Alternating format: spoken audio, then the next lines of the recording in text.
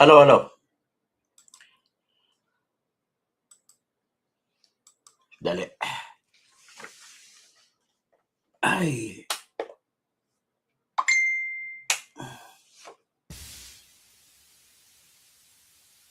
Hello, sound test. Ladies and gentlemen, makinig muna tayo. Sandali. Sara, Sara, wala nang iba. Sara, Sara lang pag-asa. Sara, Sara, siya lang makapakulong.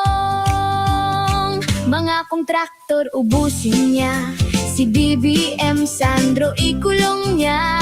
Si Tamba Zaldi ikulong niya. Tapang at malasakit ibalik para bayan ay manahimik. Durugin ang sindikato sa korte, sa DPUA, sa DS Void, sa PhilHealth. Okay. So, yan ang ano natin. Ngayon, ang ipakita ko sa inyo, pilit na inaaresto ni Trillanes si Bato. Ipakita ko sa inyo.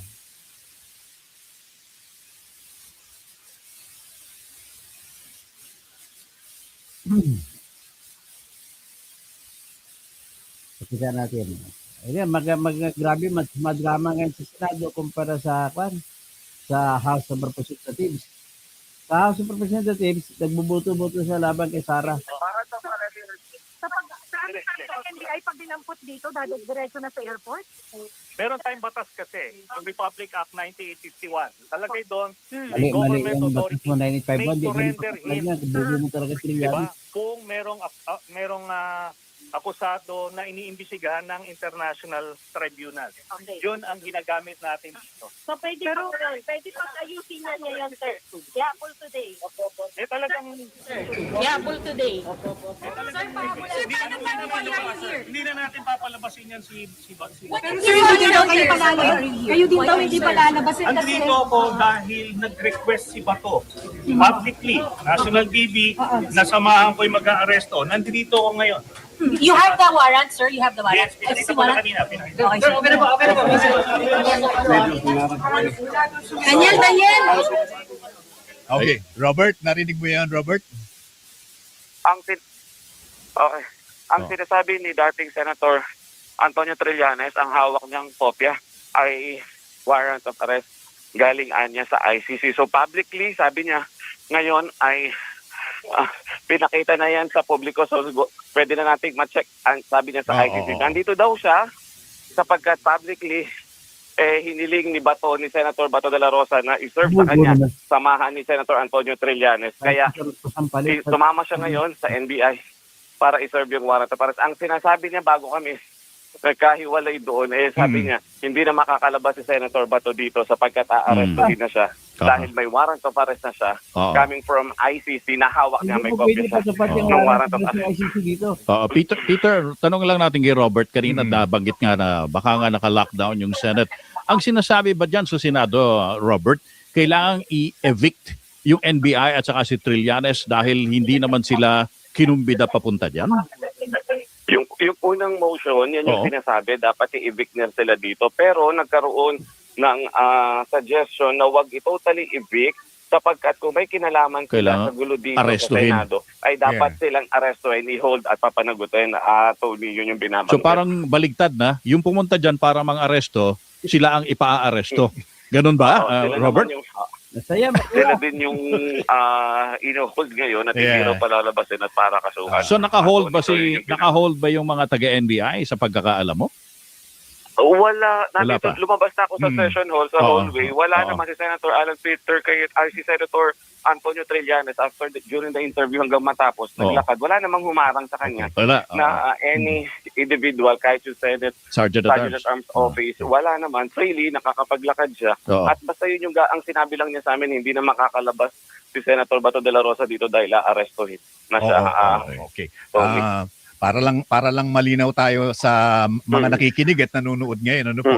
Yung po pinag-uusapan na warrant of arrest, wala pa po tayong ebidensya niyan. Yan po nakabatay doon sa sinabi ni former Senator Trillanes na meron ng in-issue na arrest warrant ang ICC mismo. Yan po ang kinukumpirma namin ngayon. Pero sabi ni dating Senator Trillanes, kaya siya nandun, hindi dahil sa siya ang nagdala ng NBI, kundi hinahamon siya noon pa ni Bato de la Rosa na sumama ka pa kapag ako'y aarestuhin na. Kaya siya nandyan. Ano lang yan, kwento na lang yan. Niwala pang kwentong laloy. Kwento lang yan ni Trillanes. Sino ba naman ang gusto maparesto sa sarili? So ito, pakinggan muna natin ng nagbago na po presidente ngayon. Si Senator Alan Peter Cayetano na po presidente ngayon at nanalo sila, nakuha nila ang pagka-presidente dahil dumating si Bato at bumoto. So ngayon, pinapalayas ngayon ni Bato si Trillanes sa Senado kasi pumunta doon eh. Tapos ito naman, hinarang din ng Senate Sergeant at Arms sa mga NBI. Yan, lumabas na, ito sa ngayon, ipakita ko sa inyo, lumabas na po sa Senado ang mga NBI.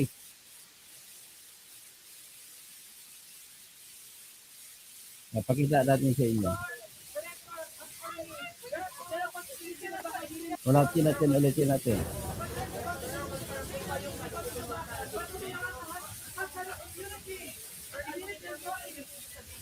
Yan ang mga NBI kasama si Trillanes.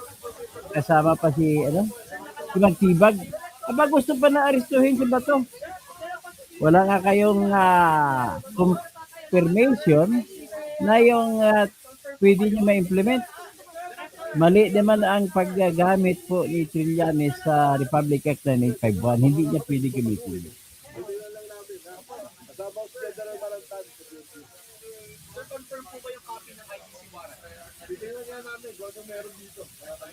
Pero survey na pabalita po na may mga NBI na po sa loob. Ano po ang kanilang bakit sa loob?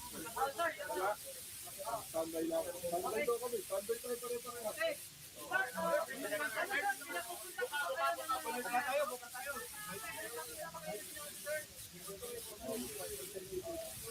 Camera, sir.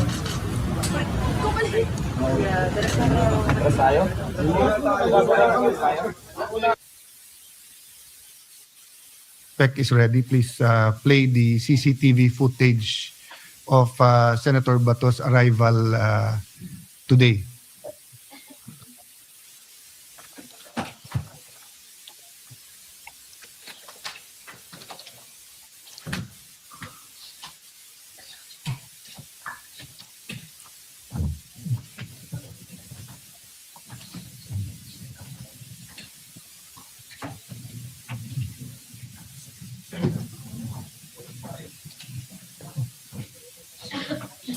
So yan ang CCTV na papasok si Bato.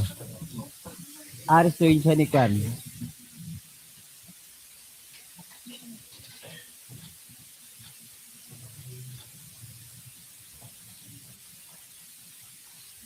Yan, tingnan yung CCTV na maigi.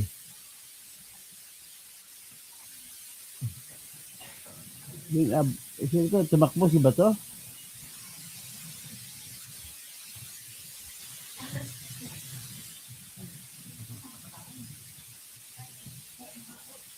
Yan, umakit sa hagdanan si Bato.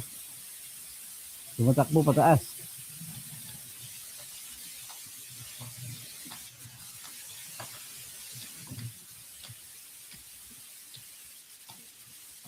Yan, naghahabol, oh. Ay, natumba si Bato. Hinahabol si Bato, natutumba. Ito po ang napapanood nyo. Ayan po ang CCTV. Habang gustong arestuhin ni Trillanes sa kanang NBI na kasama niya, si Bato. Ayan, tumatakbo si Bato. Takbo, Bato! Takbo, Bato! Takbo, Bato! Takbo! Ayan, Bato. Ayun. Takbo, Bato! Talaga pala nga, kasama pa sa pagiging senador, magaling kang tumakbo. Hindi na siya pagtakbo sa eleksyon. Ayun. So, yun naman, karugtong ng CCTV. Makita mo si Bato. Pumapasok siya. Yan, si Bato. Takbo! Tako.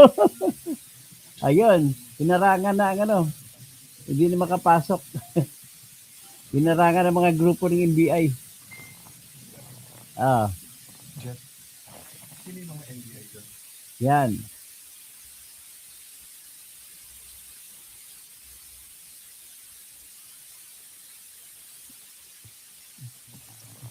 Ayan.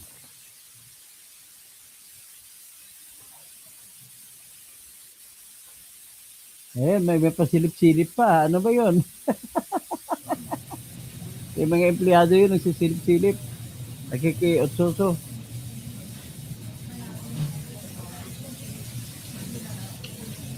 Yan.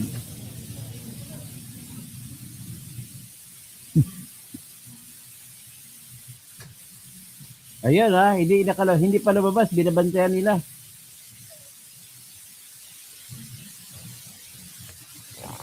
Sa ngayon po, habang nanonood kayo, gusto ko lang kayo inturbahan na sa loob naman ng Senado, nag-uusap kayo mga senador kung anong gagawin nila sa NBI kung arestuhin nila mga NBI agents sa si Trillanes.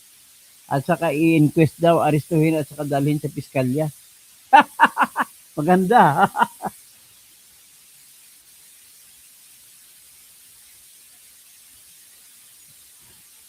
Wala nga kaso sa Bato, pero ang problema, ipilit siya inaresto ng Trillanes sa mga NBI agent na kasama niya.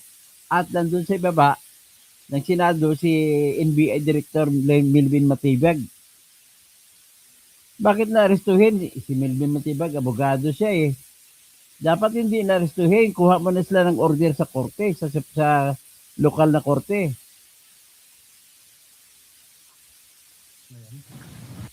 So yan po ang nangyari. Ngayon, dadalhin ko kayo ngayon. As of now, Mr. President,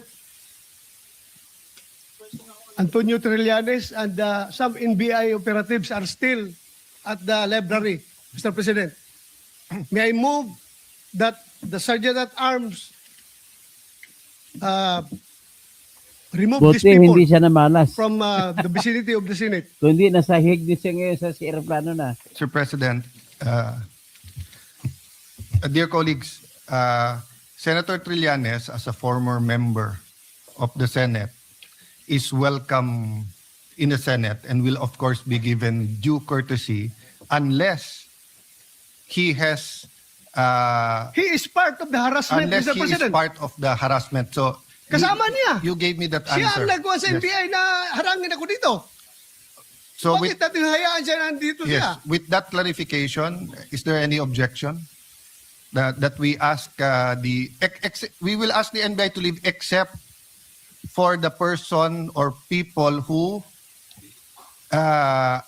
assaulted you, because in my view, our legal should bring them for inquest because they were caught flagrante delicto assaulting a senator in our premises.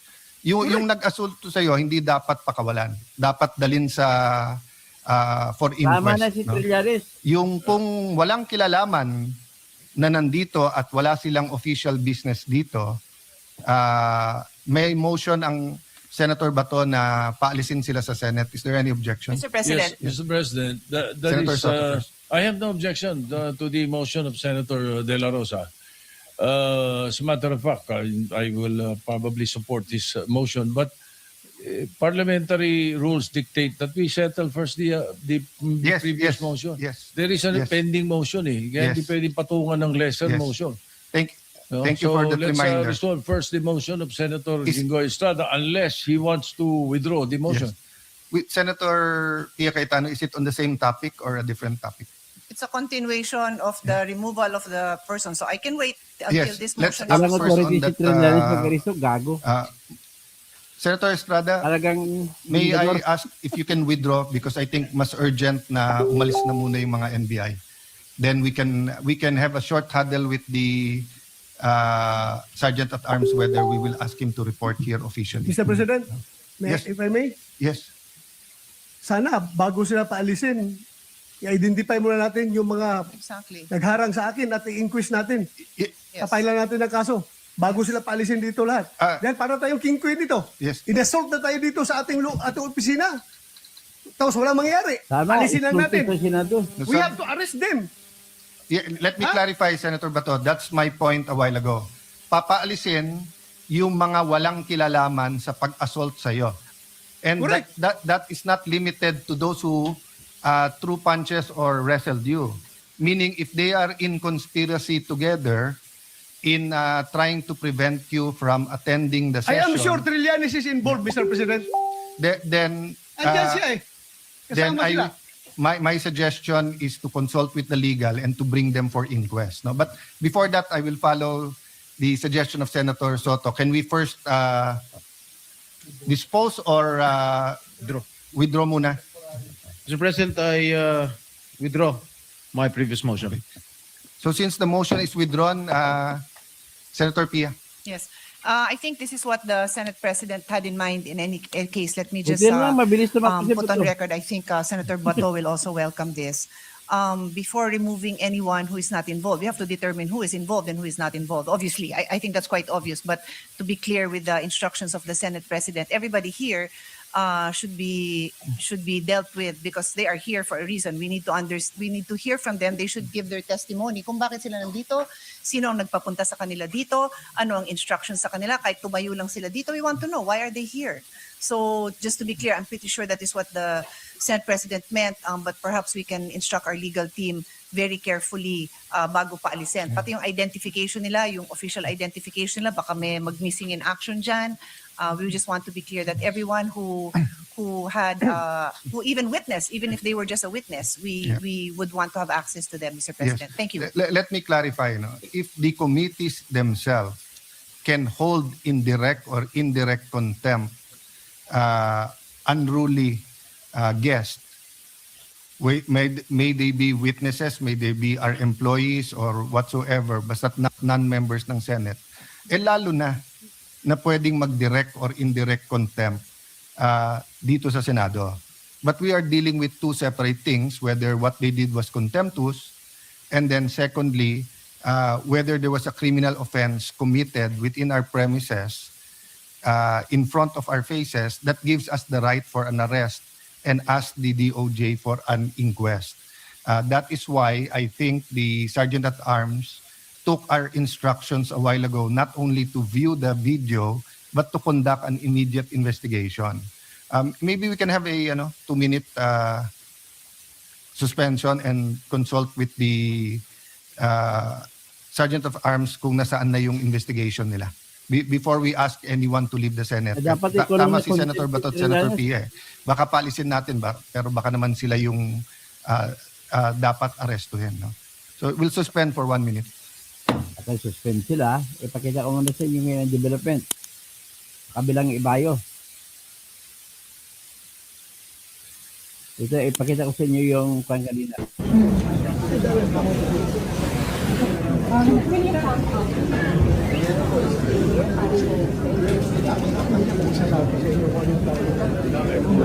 Sen, marami nagtatanong paano daw kung nakuha yung mga sugat na yan. Ano ba talaga nangyari kanina? Paso po dito, sa baba. Nakaabang na ng mga NBI, ganyan. Hinaharap ako, ayaw ko pagkatin. So nakipag-disclaim ko sa kanila kasi ipigilan ko eh. Kaya nagtatawagan na dito. Nakipag-disclaim ko sa kanila para makapasok ako dito. Bakit daw po nila kayo hinaharap? I don't know. Baka ayaw niya akong makabuto para hindi mapalitan yung liderato na sinabi. The House resuming the flood control investigations. Alamin natin ang nangyayari. Mr. Speaker, distinguished colleagues. Sa impeachment ni Sara sa House. Madam. Ito tumatayo si Congressman, batang Congressman Leandro Ligarda Lebeste. At kini-question niya ngayon pag-impeach. Is selective justice justice or injustice? Magaling pala ito si We are not abiding with selective injustice, inasmuch as we do not abide in selective accountability. And I have mentioned that in my sponsorship speech. So selective justice is injustice. Therefore, if we hold some to account, we should hold all to account. That is correct. Thank you, Madam Chair. Would you support the House resuming the flood control investigations? Mr. Speaker, distinguished colleagues. Magkagulo sila. in our response to the mandate of transparency and accountability, we have to distinguish between an impeachable official and non-impeachable official. I'm asking for your personal position on For this. impeachable official, Mr. Speaker, we follow the rules of impeachment, both of the House of Representatives and of the Senate. For non-impeachable official, it will depend on the nature of investigation or case which the gentleman from the 1st District of Batangas wishes to initiate. Let me reiterate the Nevertheless, question, Madam. Mr. Speaker, there is proper forum, there is proper rules that apply to every remedy that is given to the Filipino people. So may I ask again, Madam, would you support the House resuming the flood control investigations? Mr. Speaker, may I be recognized? Majority Leader. While I understand the concern of the Honorable Leviste to pursue accountability in all matters involving Congress and the government itself, I request the gentleman from Batangas not to stray from our deliberations involving the resolution. So the House does not want to make a statement today on whether it wishes to resume the flood control investigations. Mr. Speaker, we will not make any statement outside our deliberations on the impeachment complaints. Thank May I you, Mr. remind Chair. Representative Leviste to Thank you. confine I will move your to my next interpellation and question Yan ang to congressman the na isa sa tutong- resolution under consideration. Antay- I will move to my next topic. Thank you. Okay. Do you support transparency in the use of public funds? Definitely, Mr. Speaker. Thank you, Madam Chair. I heard that on March 18, some members of Congress got Easter break Ano ba't hindi? Yung March 18, nagbigayan ng milyon. bonuses or additional MOOE of 2 million pesos or more, and those who do not support the impeachment did not get this extra MOOE. Do you know anything about this, Madam Chair, and how much MOOE have you gotten this year? Mr. Speaker, I deny the allegation of the honorable gentleman from Batangas, but it is my observation as well that the statement is no longer relevant to the subject matter of this impeachment. Madam proceeding. Chair, I just want to make this clear before the members of Congress cast their votes. Because there is, first of all, confirmed information that some members of Congress got 2 million pesos on March 18. But on the impeachment, Point of order, Mr. Speaker. Mr. Chair, just on the impeachment, Just Majority on- Leader. on the Mr. impeachment, Speaker, the Honorable Legarda Leviste just on the is impeachment, Mr. free Chair. to speak his mind after the voting, so long as Mr. we Chair, stay. just on the impeachment, Senator Amy Marcos said those who vote for the impeachment will get 20 million pesos. And I just want to make it clear if this is true or not, because if it is true, then it should be made public. And if some are getting the 20 million and others are not getting the 20 million, then it should at least be fair that everyone who votes gets 20 million, and those who do not vote hopefully should also be given that, because this is taxpayers' money and should not be allocated on the basis of your vote on the impeachment. Mr. Speaker, on behalf of all the members of the House of Representatives, I categorically deny any statement made by This the is what Senator. Senator Amy Marcos said. Yes, Mr. Speaker. May I request the Honorable Leviste to proceed with his interpellation Okay. regarding the resolution and the articles of impeachment. I have one last topic on this, which is for the sake of the other members of Congress. Is it true or not true that those who vote against the impeachment will lose benefits for their vote? Ayan, pointed question. So that before we cast our votes, we will know whether doing so will result in us losing our benefits or not. Mr. Speaker, may I be recognized once more? Majority Leader. Mr. Speaker, on behalf of the House, we categorically deny any such allegations, and we would like to thank the Honorable Legarda for his pursuit of accountability Thank and you, Mr. Chair. transparency. I would like to Honorable- thank you for putting it on the Honorable record. Ligarda, That Mr. your Chair time is actually up. made a I'll very give good you thing. one last question. No one should lose their benefits for their vote.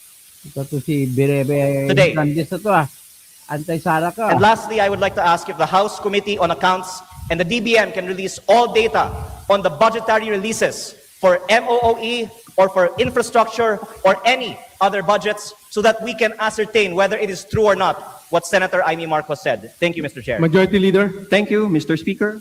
Mr. Okay. Speaker, there being no other member to interpellate the sponsor or make any manifestation, I move to adopt House Resolution number 989. Ayan na, balik tayo sa Senado. Kung ano na nangyari sa Senado. Balik tayo dito. So yan po, exciting po talaga nangyayari sa ngayon, mga ladies and gentlemen. Kaya we are treated to a very, very, very exciting incident. Okay? Tingnan natin, Senate session. Tingnan natin doon bago bago mag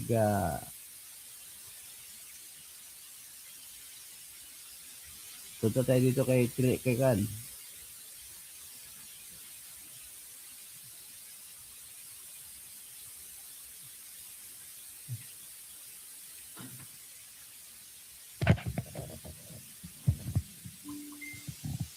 Marcolita, tumayo Mr. para ka President, we have seen it all.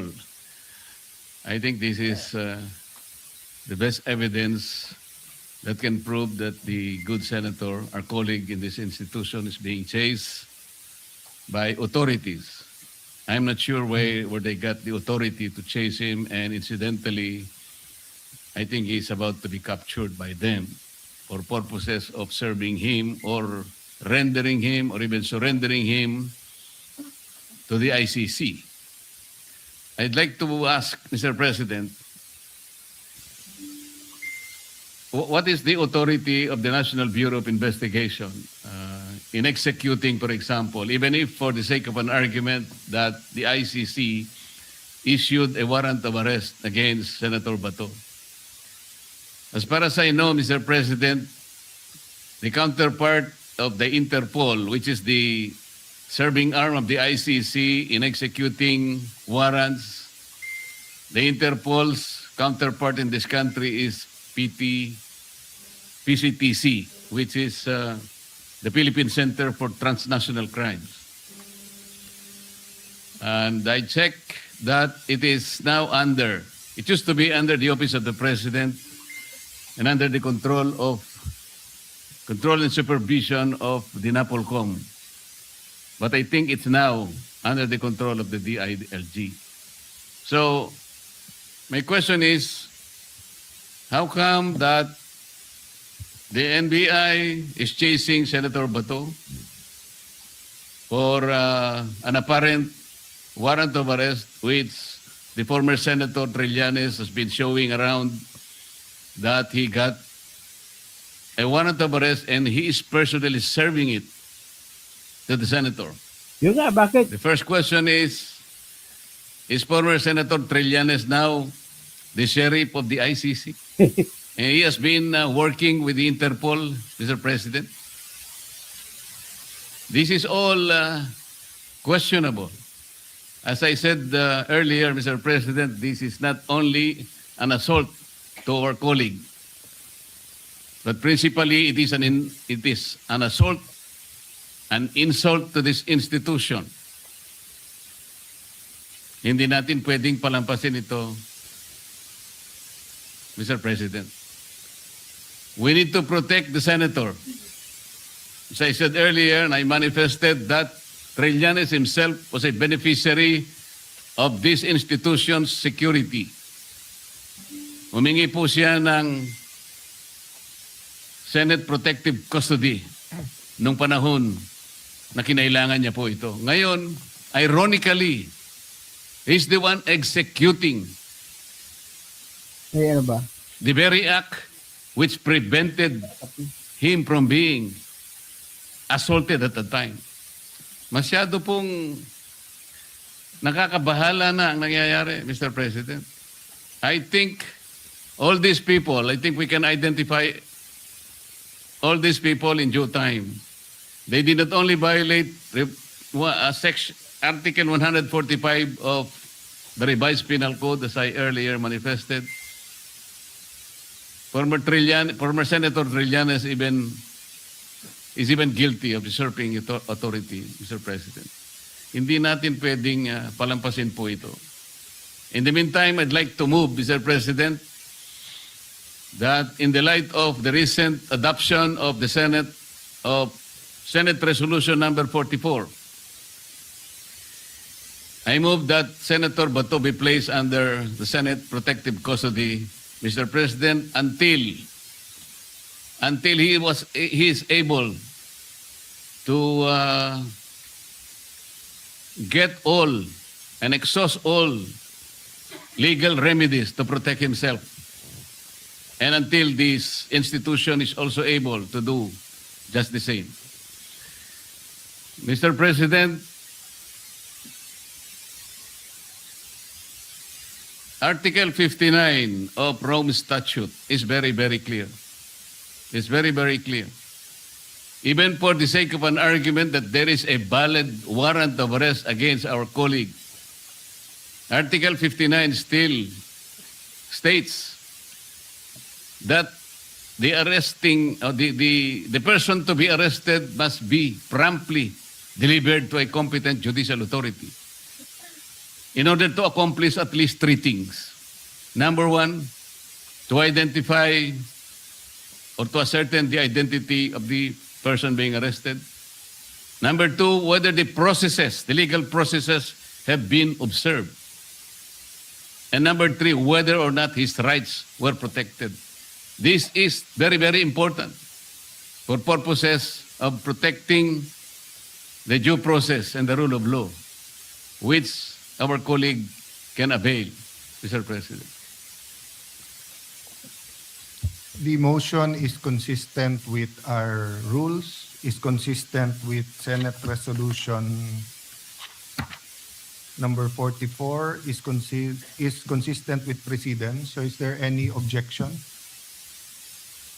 If not, the motion is carried. Mr. President.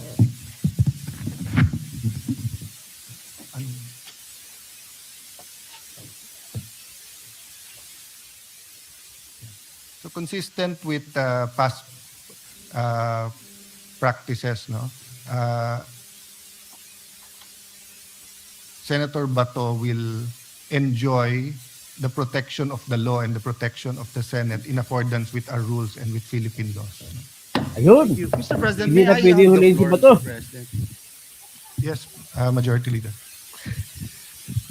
Mr. President, as I was looking and watching the CCTV, Mr. President, I recall, Mr. President, every time we have a committee hearing, any member of the Senate would move to cite in contempt someone who is lying, Mr. President.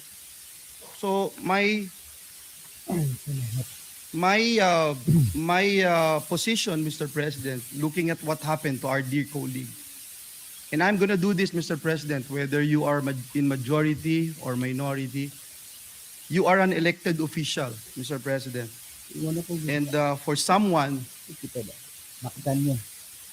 especially coming from a different agency of the government, trying to do something like that in violation of Article 147, Chapter 2 of our revised penal code. Ipa-contempt ba si Trillanes?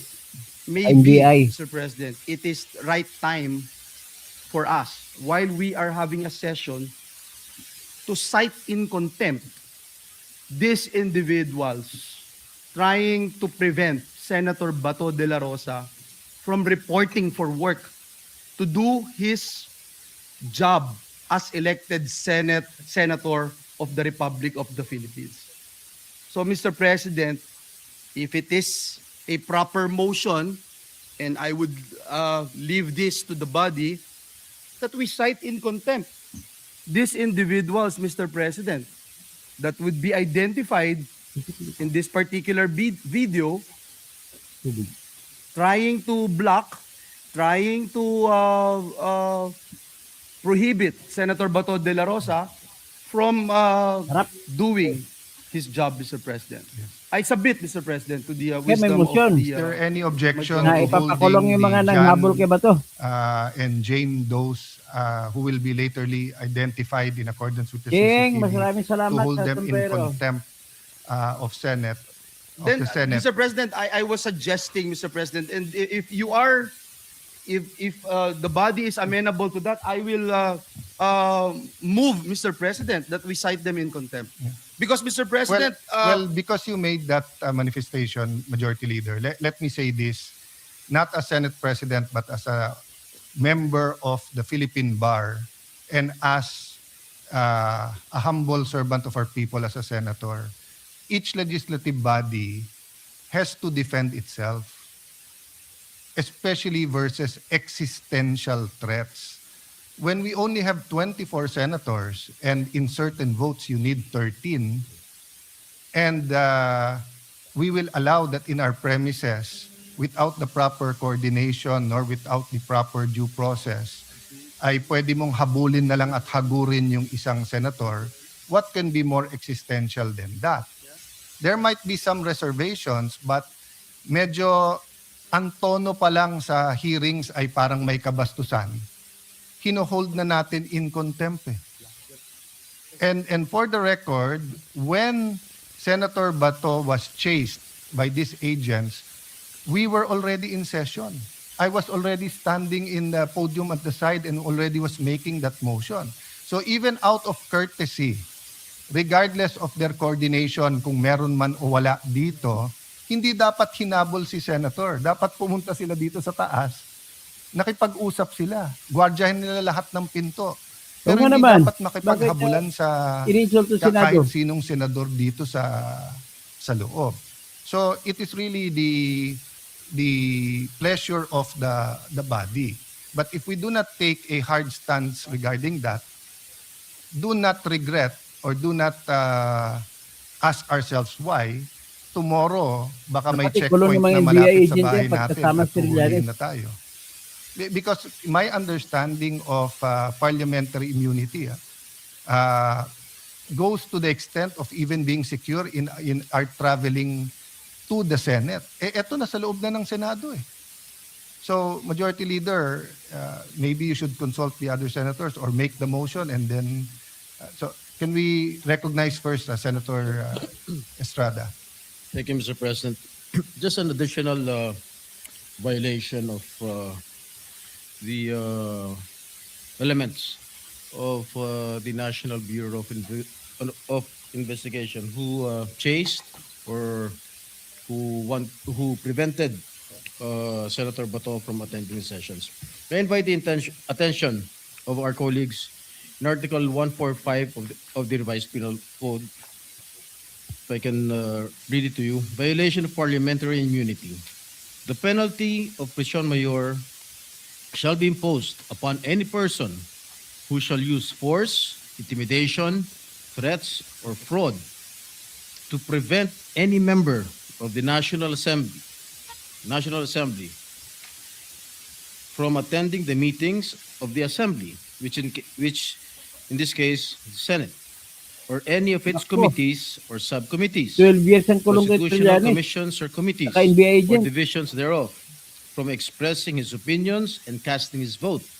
And the penalty of prison correctional shall be imposed upon any public officer or employee who shall, while the Assembly is in regular or special session, arrest or search any member thereof, except in case such member has committed a crime punishable under this code by a penalty higher than prison mayor.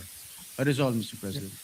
We take note of that, Senator Estrada, and it's 100% correct. Grabe. But the reason why this the presiding officer has not Ulihin, mentioned administrative and criminal law is because we can ask the Committee on Rules and the Committee on Public Order to have an investigation. No, meaning my immediate concern is the integrity and the safety of the Senate as an institution.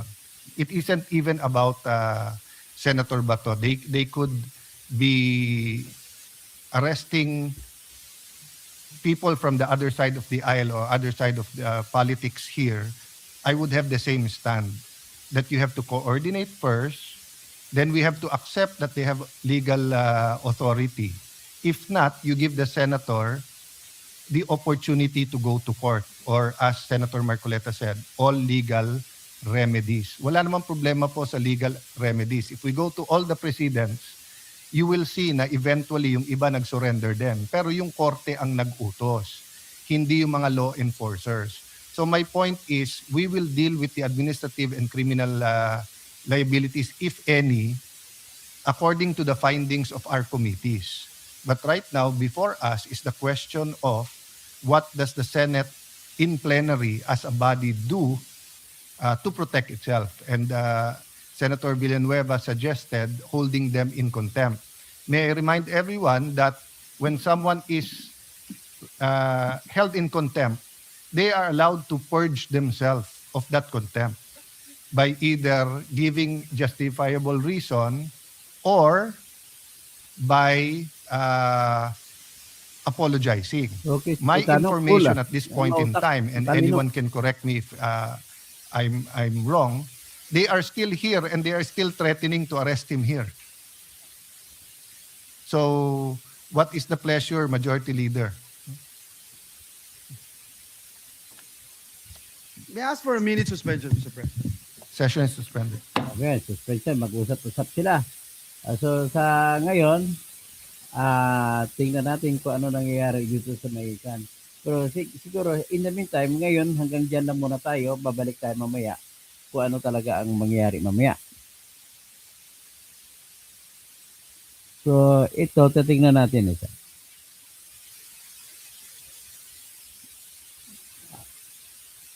Tingnan tayo kung ano nangyayari sa iba. Hindi, from the other side.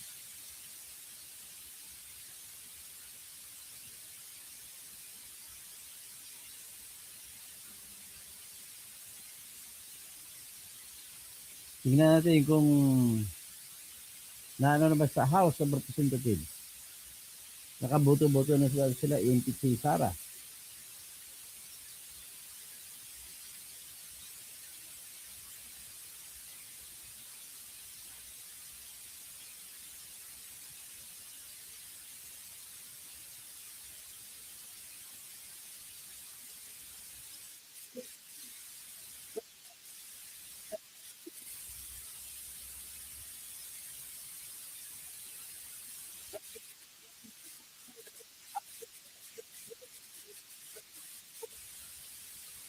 So anyway, siguro pakinggan lang sandali kung ano yung nangyari. O di mamaya na. Ito na, hanggang dito lang muna tayo. Maraming salamat po.